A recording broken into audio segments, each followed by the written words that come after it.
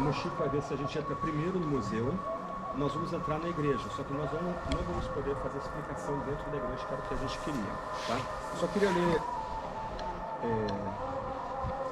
dois trechos aqui do meu livro, três trechos que tem a ver com a igreja aqui. Como o Chico falou, essa é a igreja mais antiga do Oriente Médio, a primeira igreja fundada em todo o Oriente Médio. E, na verdade, aqui, deixa eu ver o que eu posso falar. Falo de cabeça aqui.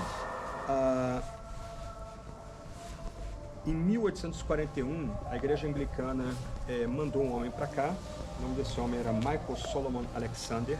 Ele foi um rabino que se converteu à fé. Ele foi mandado para cá para ser o primeiro bispo da cidade de Jerusalém. A igreja anglicana é uma daquelas denominações que nasceram na Reforma Protestante. As confusões amorosas do Henrique VIII levaram ele a dividir a igreja da Inglaterra da igreja de Roma. E uma das primeiras ações que esse homem, o bispo Alexander, conseguiu fazer foi plantar essa igreja.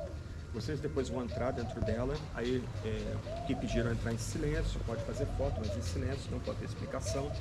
Mas ela é uma junção de tendências. Então ela é uma igreja cristã, mas altamente respeitosa com a tradição judaica. Então vocês vão ver elementos tanto em inglês como em hebraico, vão ver elementos tanto do cristianismo como do judaísmo presentes dentro dessa igreja aqui. Como todas as sinagogas da cidade, a fachada dela é construída na direção do templo, o que denota também uma atitude de respeito também da igreja com a cultura. Mas essa igreja aqui foi fundada numa época que é chamada época das grandes missões protestantes, e ela foi fundada especificamente com algumas missões. A primeira missão seria apoiar o retorno dos judeus que estavam expatriados, espalhados por todo o mundo, para sua terra ancestral, que é Israel, sobretudo Jerusalém. E a ideia aqui, vocês devem olhar depois, na hora da saída, vocês vão ver que é um prédio, tem a igreja, tem um prédio, o prédio ali tem um refeitório. Tanto ali como aqui, vocês vão ver em cima do museu, são quartos de dormir. Inclusive aqui é um lugar fácil de vocês. Eu quero ser mochileiro em Israel. Você pode ficar aqui. Eu e minha esposa temos uma amiga que ela trabalhou no Oriente Médio. Quando ela vinha conhecer Israel, ela ficava hospedada aqui dentro, preço mais em conta, etc e tal. Mas originalmente esses espaços foram feitos para abrigar judeus que na época eram muito pobres, principalmente do leste europeu, que estavam vindo para cá. Então eles podiam ficar aqui, receber comida, receber abrigo, receber apoio para a missão deles de voltar, de povoar a terra aqui e ouvir a mensagem de Jesus, o único Messias. Então, desde o começo, essa igreja teve essa missão. A história não é muito bonita, o desdobramento da história. A igreja anglicana mudou no decorrer dos tempos. Um ponto ainda, que é interessante, um elemento de junção de presbiterianos, congregacionais, batistas, anglicanos, luteranos, era a crença de que os judeus voltariam para essa terra, isso no século XVIII, século XIX, e haveria uma grande conversão de judeus antes da vinda de Jesus vitoriosa. E a gente está falando aqui de 200 anos, 150, 100 anos, antes dos judeus virem para cá de fato e ter um país para chamar de si. Então, essa igreja aqui é fundada também por anglicanos, por reformados da Suíça. O segundo bispo era da igreja reformada suíça, foi mandado da Suíça para cá, e por luteranos. Então, o próprio Kaiser, o Guilherme I, ele botou dinheiro junto com a Rainha Vitória para construir esse templo, o espaço aqui. Mas aí eu ia dizendo, a história depois não é muito agradável. Por quê? Porque a igreja anglicana começou também a mudar suas ênfases. E ela acabou se abrindo para teologias críticas que começavam a surgir da Alemanha. Aí foi fundada uma outra catedral, perto de onde nós iremos daqui a 2 dias, do lado praticamente da tumba do Jardim, a Catedral de São Jorge. E hoje essa igreja permanece anglicana, os pastores têm que ser sionistas, é uma questão básica para ser um pastor nessa igreja, só que ela não é mais ligada à diocese do Oriente Médio, ela é ligada diretamente à igreja da Cantuária, a Catedral da Cantuária. Por que isso? Porque hoje a igreja anglicana é fortemente antissemita. É uma questão triste da história do pensamento cristão, essa ruptura com uma noção que dominou a teologia durante 300 anos, ou seja, Deus vai cumprir suas promessas de retorno, dos judeus para sua terra. Isso vai acontecer literalmente. E em algum momento, Deus vai derramar seu Espírito sobre os judeus, eles vão se voltar ao Messias com fé. Pensando aqui em Zacarias, né, eles vão olhar aqueles que transpassaram e vão prantear e vão correr para aqueles que eles transpassaram. Desculpa aí.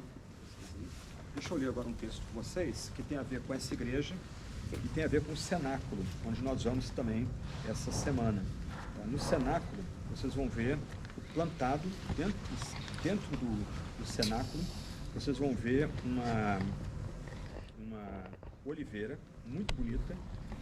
Essa oliveira está em bronze e ela é reminiscência de Romanos capítulo 11. Eu queria ler um trecho de Romanos 11 com vocês aqui. Romanos talvez seja o escrito, se não paulino, mas de toda a Bíblia, mais importante. É a mais completa apresentação, não só do que é o Evangelho de Deus, mas também da ligação entre o Antigo e o Novo Testamento, da continuidade entre o Antigo e o Novo Testamento e do que vem a ser o povo que Deus está constituindo desde o Antigo Testamento até o tempo presente. E Paulo está em Romanos mostrando que todos nós somos pecadores, o nosso pecado teve origem no pecado de Adão, mas Deus determinou enviar o Filho dele para ser a nossa justificação, a nossa reconciliação, a nossa redenção. Em algum momento, ele também fala da nossa vida no Espírito, que nós somos batizados no Espírito, nós agora vivemos no Espírito, e ele lembra de falar sobre a lei. Alguém poderia dizer, bom, agora a lei não importa, a Torá não tem mais importância, a instrução de Deus não tem mais importância. Então, em Romanos 7, ele vai fazer escrever um capítulo inteiro, mostrando que a lei permanece, a lei é útil e boa, ela tem o seu lugar. Quando ele vai dizer em Romanos 10 que o fim da lei é Cristo, ele não quer dizer que a lei acabou com Cristo, Cristo aboliu a lei. Não, Cristo é o cumprimento da lei, ele é o clímax das instruções pactuais que Deus deu ao seu povo lá no Antigo Testamento. Só que aí entra a questão, beleza, então o povo de Israel, o povo judeu, o povo que da onde Paulo veio não tem mais importância, não tem mais valor, Deus está fazendo então um novo povo? De jeito nenhum. Paulo vai dizer em Romanos 9, se possível fora, ele preferia ter o nome dele cortado da eleição e da aliança, para que o povo dele fosse restabelecido, pudesse se reunir a Jesus. Isso é muito forte. Vocês imaginem, qualquer um de nós aqui diz, olha Deus, eu prefiro perder a minha salvação para que os meus parentes sejam salvos. É isso que Paulo está falando. Ele prefere morrer afastado de Deus, para que de alguma forma isso seja um tipo de permuta, para que o povo, da onde ele vem, ele é da tribo de Benjamim, orgulhoso, né, da tribo de Benjamim, para que o povo dele seja reenxertado ou tenha vida, receba seiva dessa oliveira. E aí chegamos a Romanos 11. Ele trata de predestinação, reprovação, e ele começa, né, verso 17. E se alguns ramos foram cortados, e tu, gentio, sendo oliveira silvestre, foste enxertado entre os outros ramos, e feito participante da raiz e da seiva da oliveira cultivada, não te glories contra os ramos, como nós, gentios, nos orgulhamos quando lidamos com os judeus.